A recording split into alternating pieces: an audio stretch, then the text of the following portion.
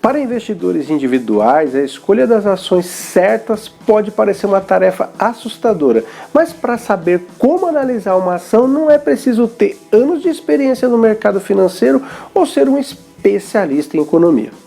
Claro que quanto mais conhecimento você tiver, mais profunda e certeira tende a ser as suas escolhas. Mas também é verdade que existem passos e premissas muito simples e fáceis de entender.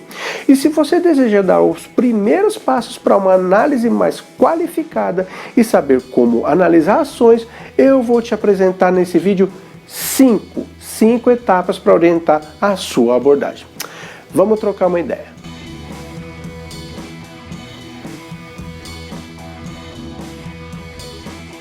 Olá, seja bem-vindo ao Quanto Investir Futebol Clube. Meu nome é Alex Queiroz e o meu intuito é te ajudar a investir de maneira simples e tirar da sua cabeça a ideia de que investir é só para quem manja do assunto e tem muita grana.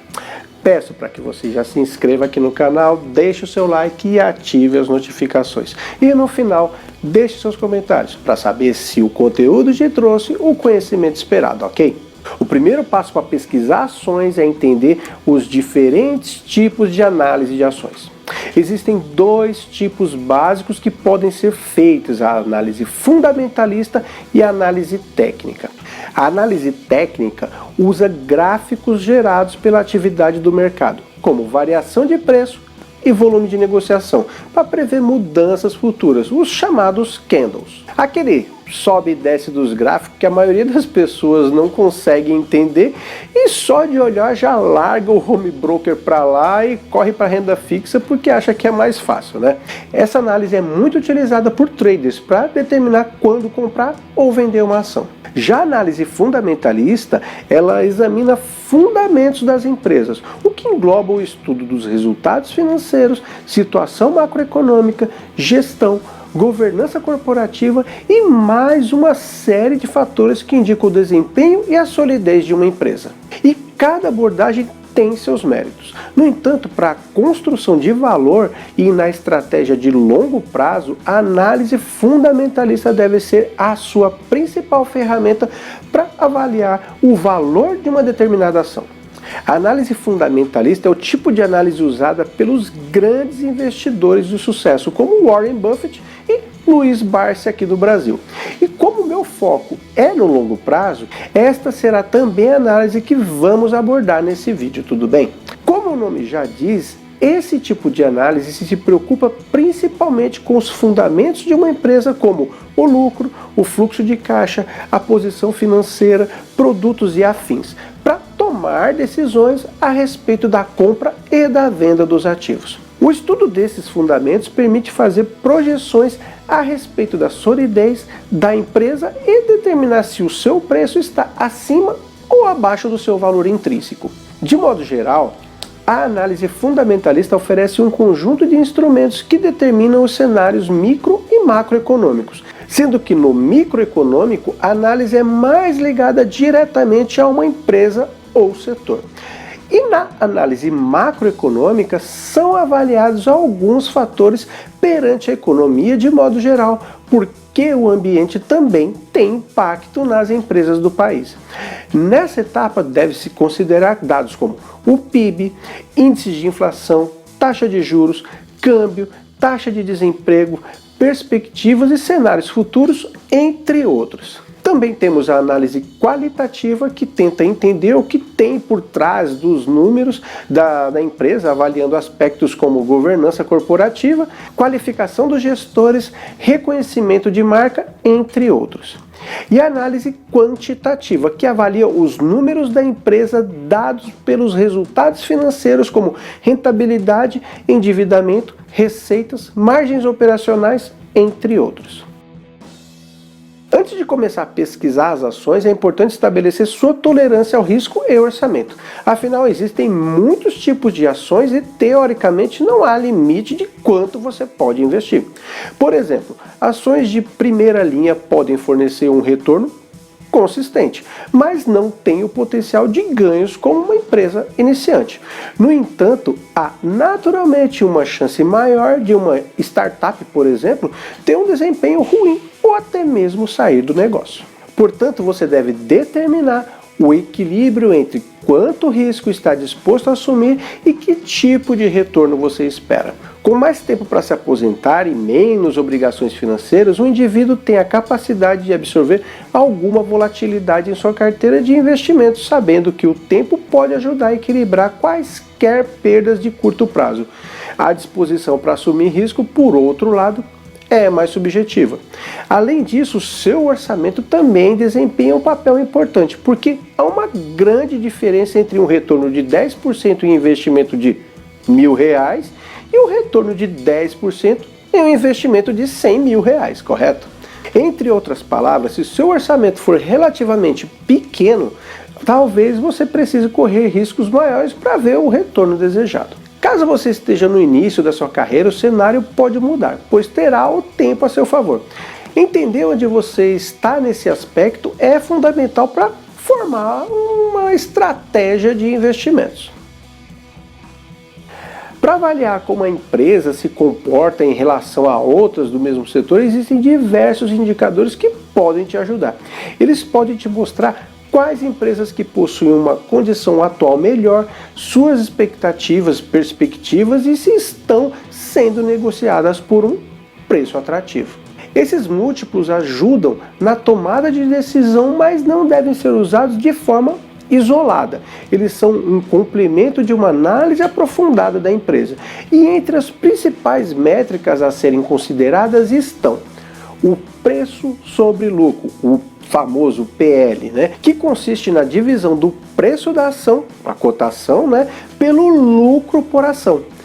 Esse indicador é um dos mais utilizados e mostra quão dispostos os investidores estão a pagar pelos resultados da companhia.